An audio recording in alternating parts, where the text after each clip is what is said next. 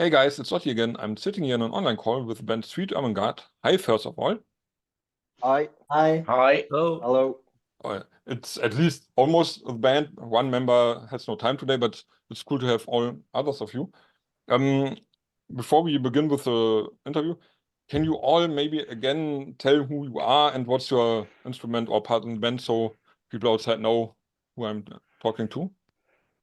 Yeah, I'll start. I'm Lars. I'm the bass player and founding member. And Hi, I'm Robin. I'm the guitar player. Yeah, and hi, I'm Drew Freeman. I'm the vocalist for Sweet ERMENGARDE. Hi, I'm Mischa and I play the drums. Yes. And for me, you are a known new band. We know each other for a while now, at least Lars, I know for longer. The rest of you, we met almost a year ago, or it was even more than a year ago, at the Dark Skies or Witten Festival. So maybe you can tell me, we have a new album coming. This is the main reason why we're talking now. But besides that, what have been the most exciting moments you had with the band with Sweet ERMENGARDE since last year?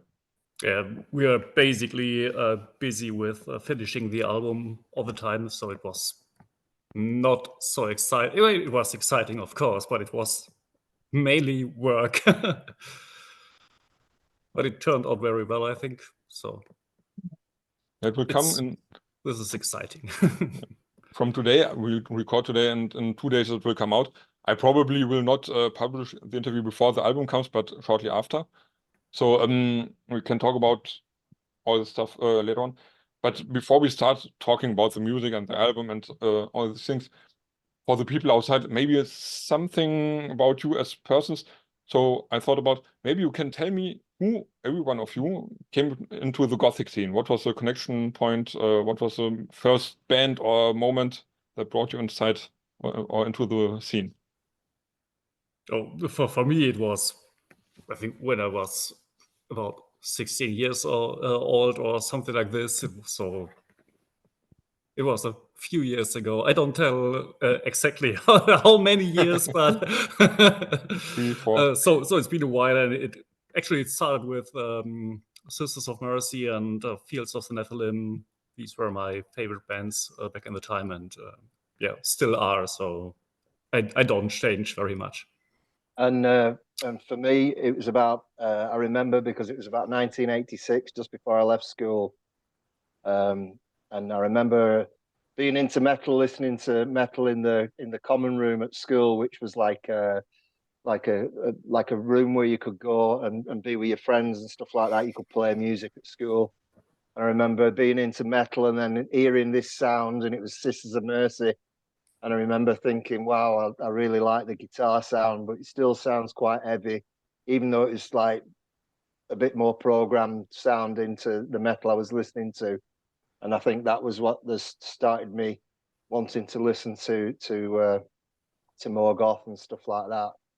And that, I think that for sure was a good crossover for getting into the goth music for me.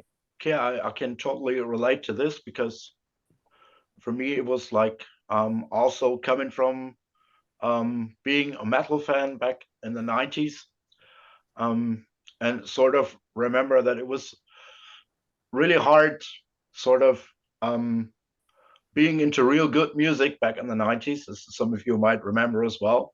And then it was also about meeting other people who also listened to decent music, and then people who also, wore like black clothes and long hair.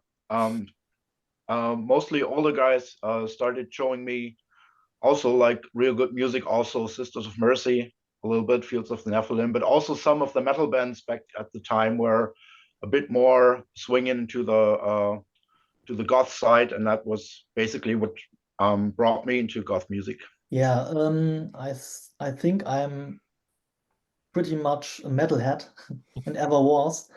But there were always this connections to the goth scene. I mean, the scenes are interconnected nonetheless. And so, as it was with Robin, a lot of people showed me also goth music like Sisters of Mercy, and yeah, I really liked that. And so I always had this connection, and also pretty quick in my let's call it drumming career.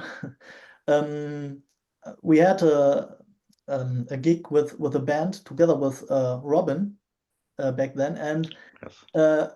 at the same in the same evening there was a goth band playing with drums with a drum computer, and they asked me if I wanted to play for them, and I think this was the first time I got more into this music.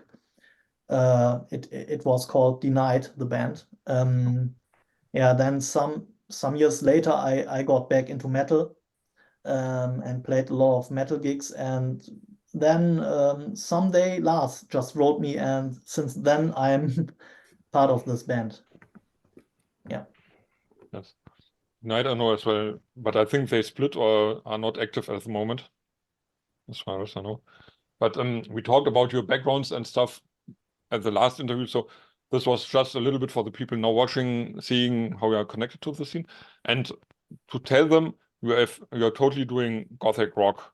That's what you said last time, and it is still, you can define it not as other people who say, yeah, we do some goth metal kind of dark wave stuff. You are a gothic rock band, totally, and you want to be it like that.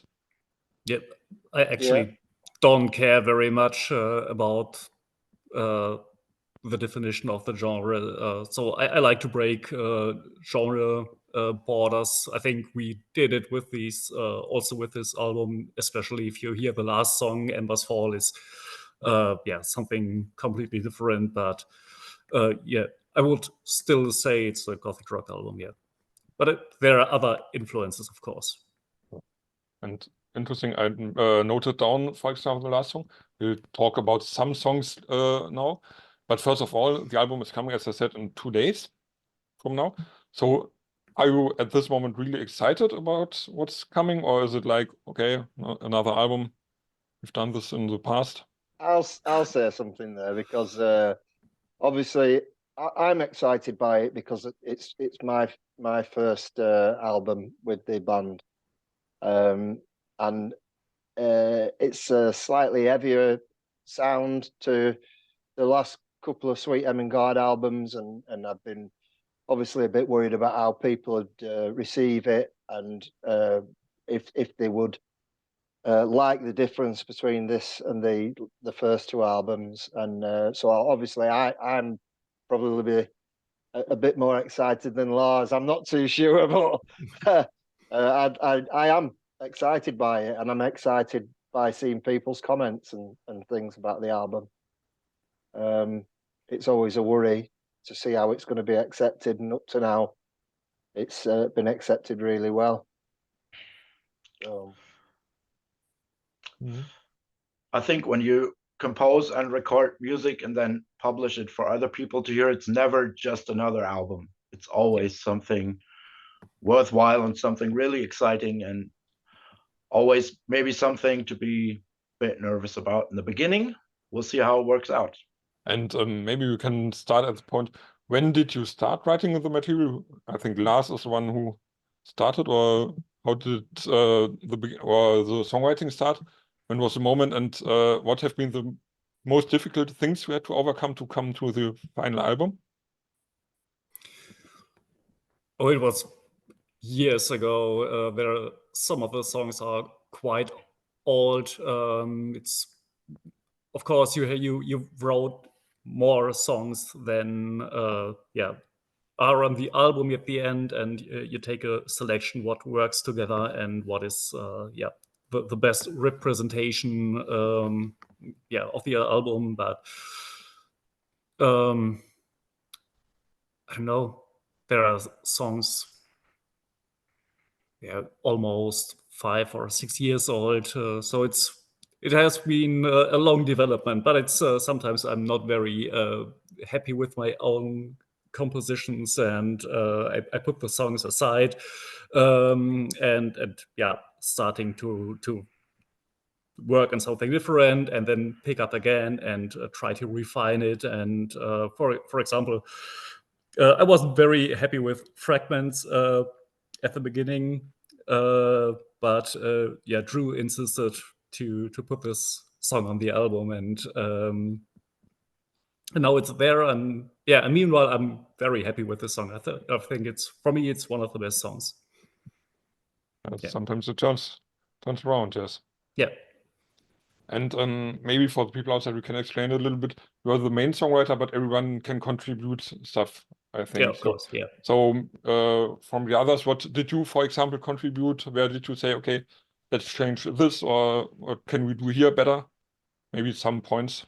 I'll keep it brief, but yeah, for me, I listen to the songs, the music that Lars sent over, and sometimes I said about making a change on something, or wouldn't it sound good if this went in here, or if we had this sound, or but only minor things.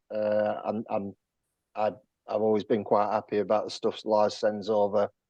I think we're on the similar sort of wavelength. So for me, it was just a matter of putting the melodies, vocal melodies on and writing the lyrics to suit, really.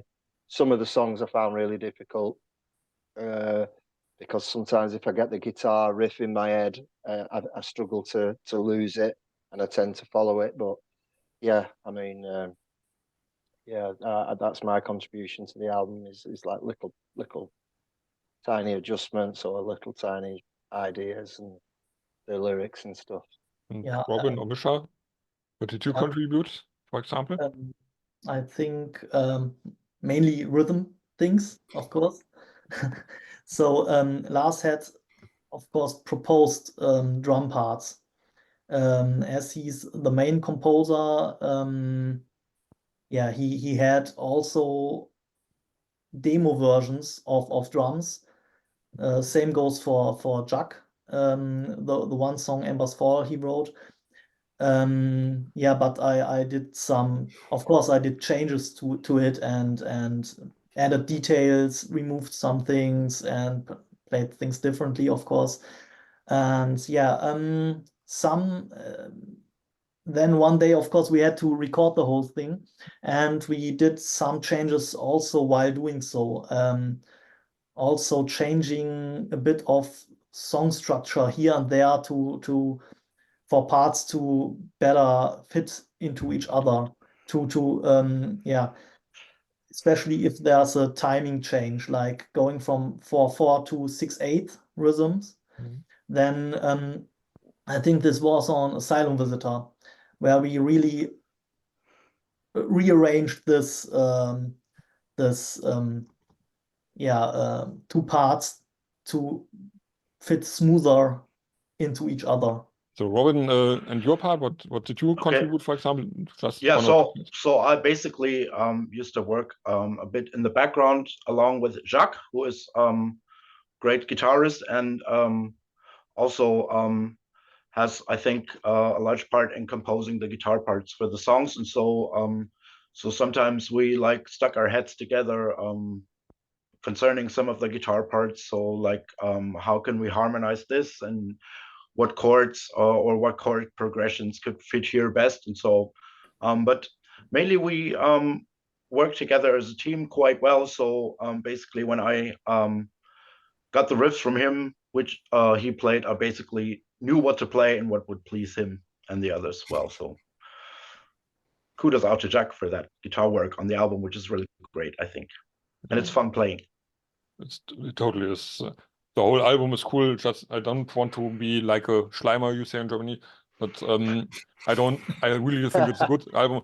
And the time you spent on writing and producing it was worth it. So, but maybe besides, Lars, you mentioned it, you try new things out and maybe go over the borders of the genre. Maybe besides having a new singer, what have been the new things you tried out? I think it's a bit straighter than the last album. It's more heavier sound of goth rock, and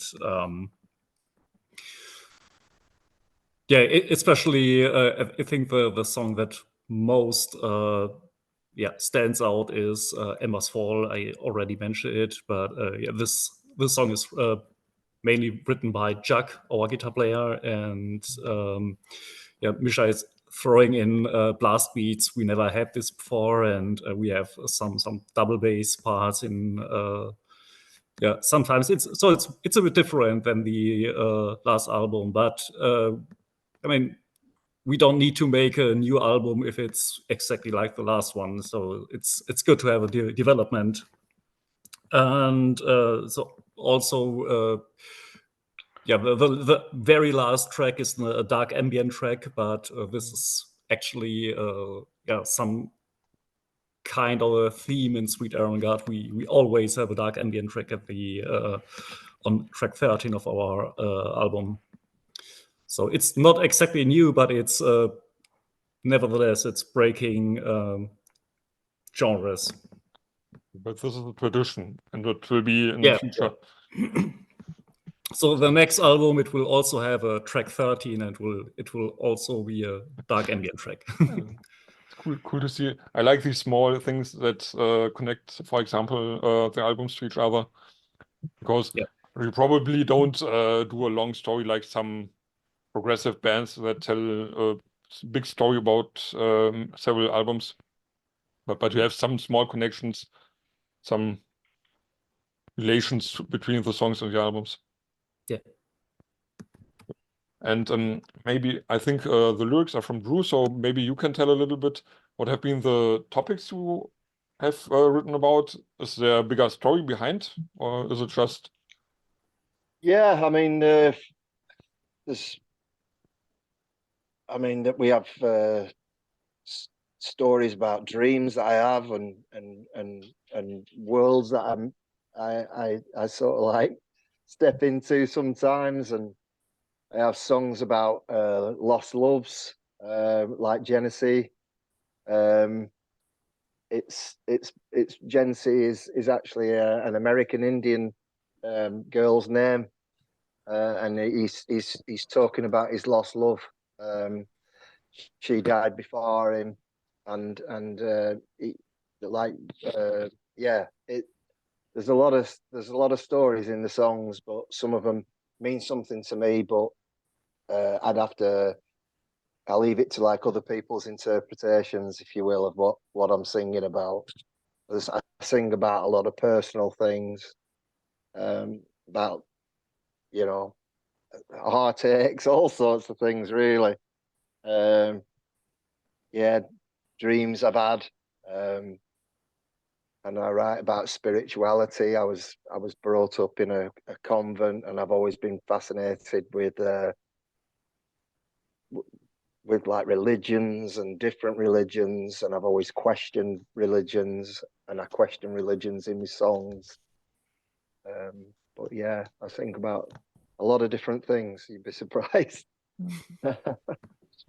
And but it's like the music is there first, and then you write the lyrics, or yeah, there's some songs where it's went otherwise around. I mean, obviously, with Sweet Ermengarde, I haven't actually written a song where I've sent over the music as such, and said this is the idea of the song, and this is the lyrics. I've always listened to the music that have come from the lads in Sweet Ermengarde, and then I've written a song around that. And sometimes it's easier than other times. You know, sometimes they send over a song and it's just got a certain riff in it, like a repetitive sort of hook, and you can feed off it really quite easy. And then there's other times which I found a little difficult. I mean, it turned out a great song, but Embers Fall was one that I really struggled with when I first heard it, the simplicity of it at the start. And I just thought, wow. And then all of a sudden, this massive energy, these blast beats, and I was like, wow, you know, this. And I just didn't know how to when you hear it, it's hard sometimes just to be able to write something so easy. But it's turned out all right, you know. I mean, it took Jack to change the guitars a little bit on that one song to suit the vocal, because I just couldn't get away from a riff that I could hear in the song. So, but yeah, I mean, it's yeah, that's it. All right. So even sometimes the lyrics even change a little bit of the way the song finally ends Oh up. yeah, for sure. I definitely think the lyrics and the melody of the lyric can play a massive part in not just Sweet Ermengarde songs, but in songs in general. You know, if you take that voice away, or you take a certain sound away, sometimes the song can feel a bit lost if it was just left there musically for instruments. But you know, sometimes songs sound better without the singer.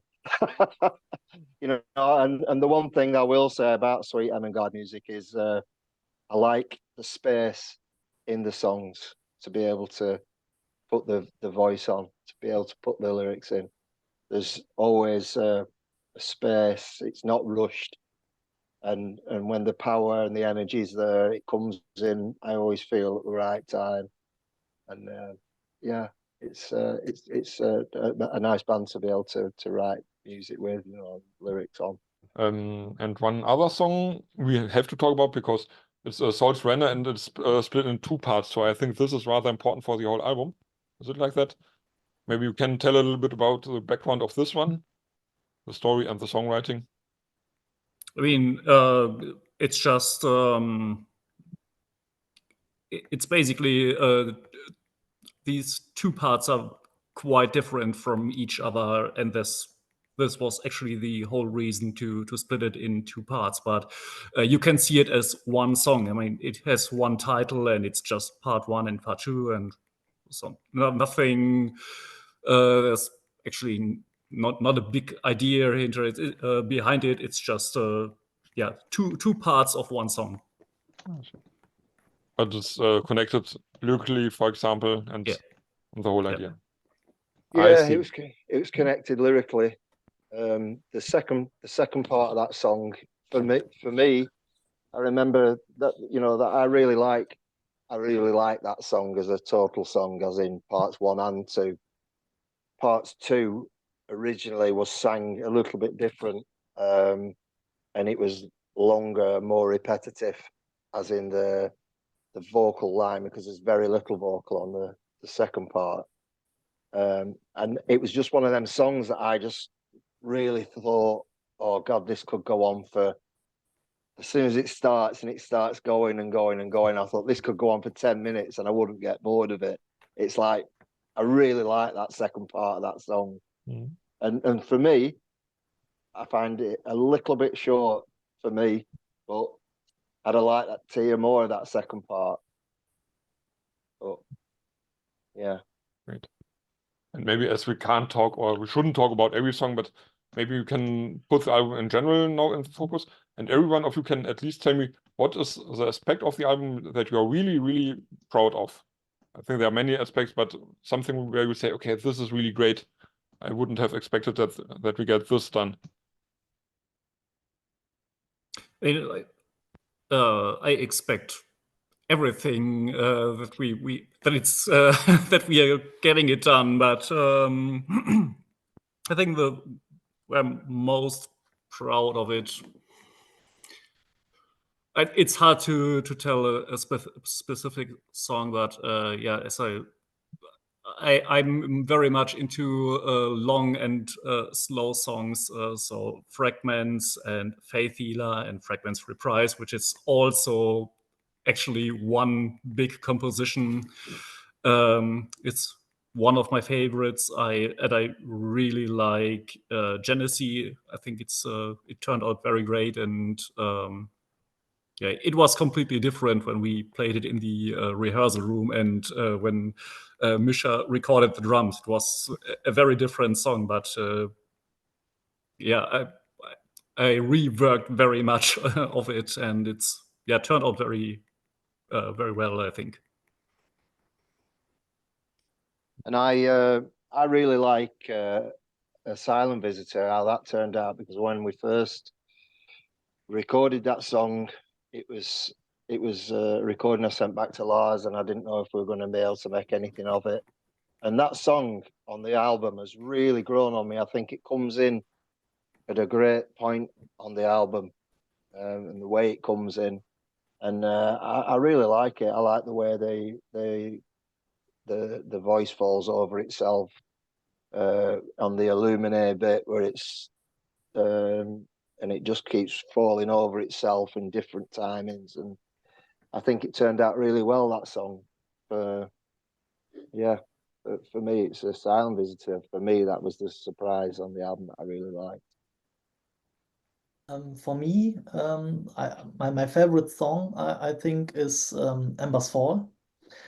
Not only because it's a bit metalish, but also it's maybe I think the most progressive song on the album, because there's a rhythmic illusion at the start. You don't know where the one is at first, and it's yeah, quite ambient part at the first, and it's building up a lot, and yeah, then suddenly it just bursts out, and I really like that. Also that it's at the end it comes back slowly from a quite aggressive and loud tune to yeah, getting just more easy till there's only the one tom like stoically marching on.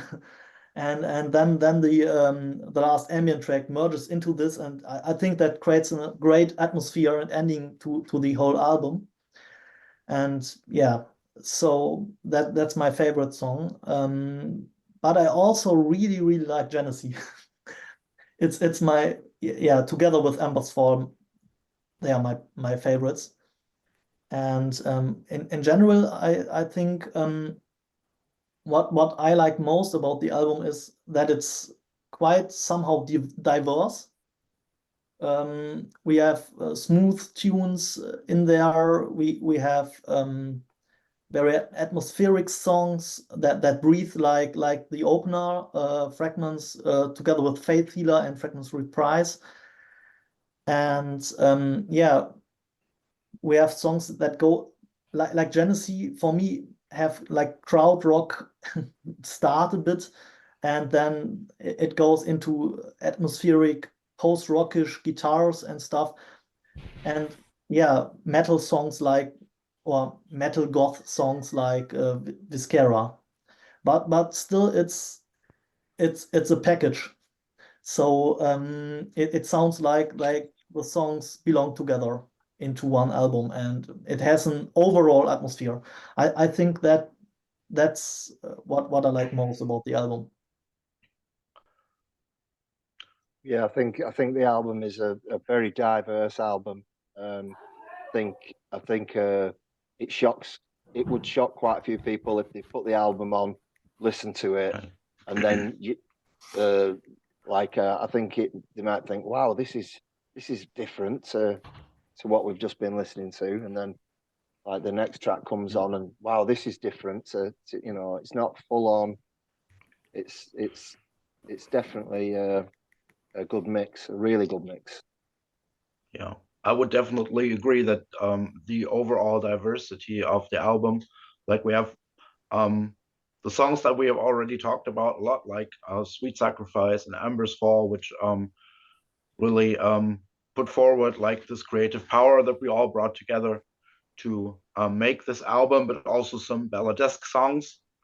And there are also some real great guitar parts. There are also some guitar solo parts, which have a bit of a more rock atmosphere and which are really good to play on stage for a guitarist. And maybe we can come to an end slowly, I think. We have talked a lot, but we have to talk about, for example, what's coming next after the album.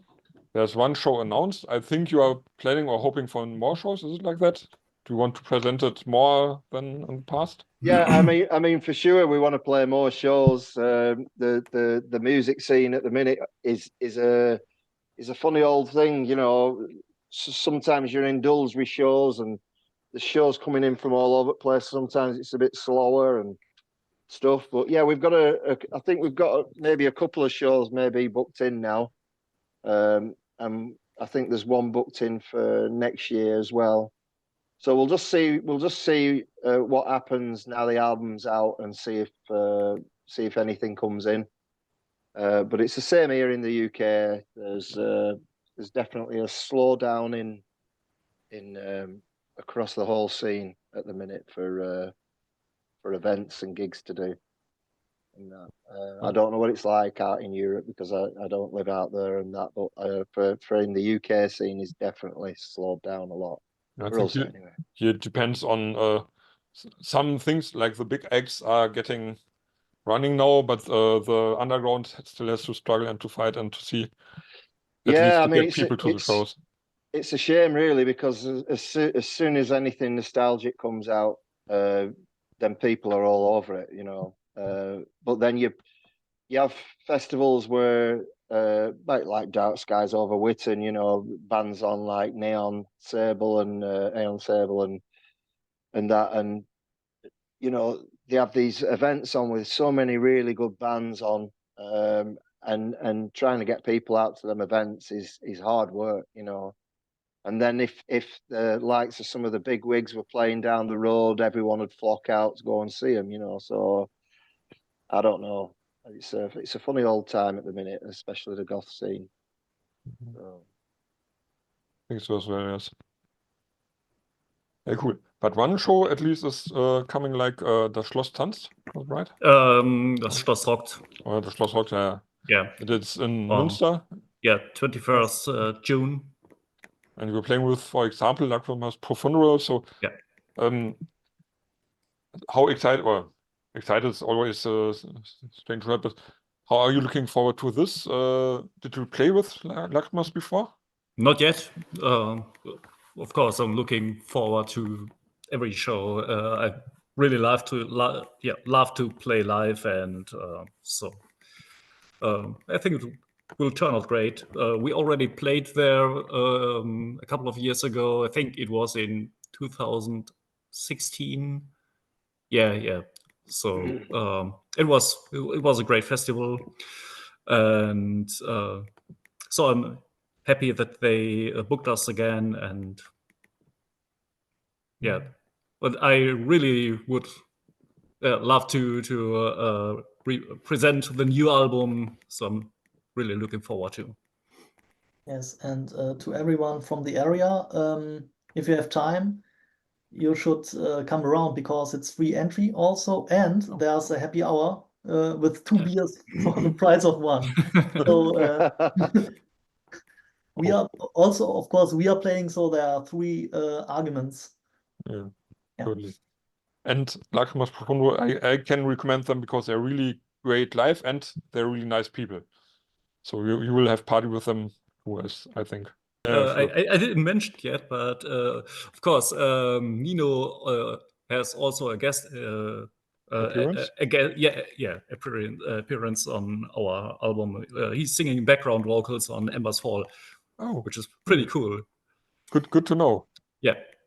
Didn't recognize him, but if you don't know, you can't recognize. So I think he's very good. I mean, if you know him, you recognize him immediately. He brings these extra craziness into the track that I very like from him.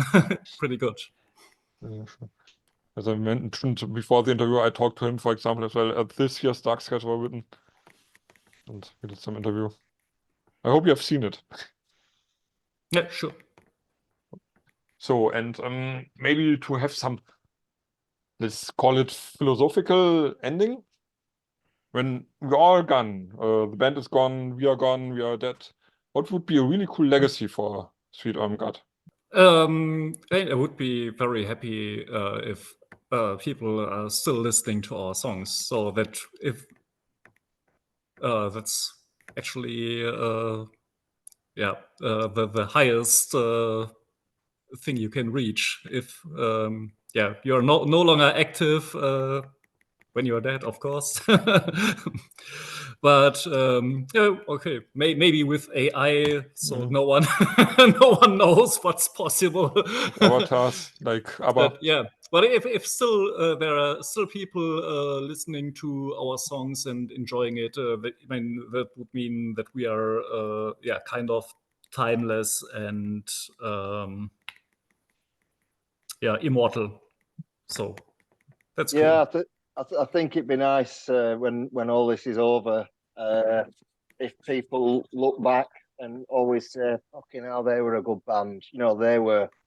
That you need to listen to this album by these. You know, and it might be 15, 20 years old.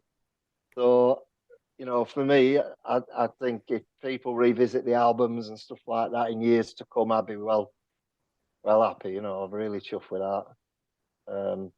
So yeah, it's having like that. It's gaining that little bit of legacy.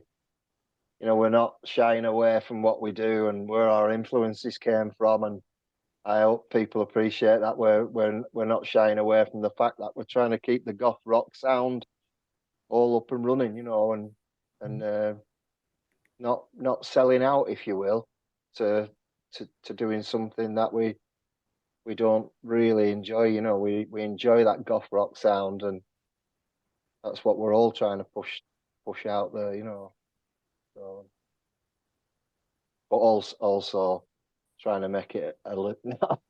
No, I mean I'm digging myself a hole here. But what I'm saying is, we need to. Not shy away from keeping that goth rock sound going, while at the same time enjoying everything that we're writing, if you will. So for the metalers in the band, still doing a bit of metal, making it heavy. Okay, so I think this was a nice talk again. Thanks for all. Yeah, thanks very much. People Thank you. outside, having thanks us. for watching. No, Sweet ERMENGARDE, new album Sacrifice, check it out. It's really, really cool. And I would say bye. Till next time. See ya. Bye. Bye. Okay, Bye. Thanks for the Bye. interview. Cheers.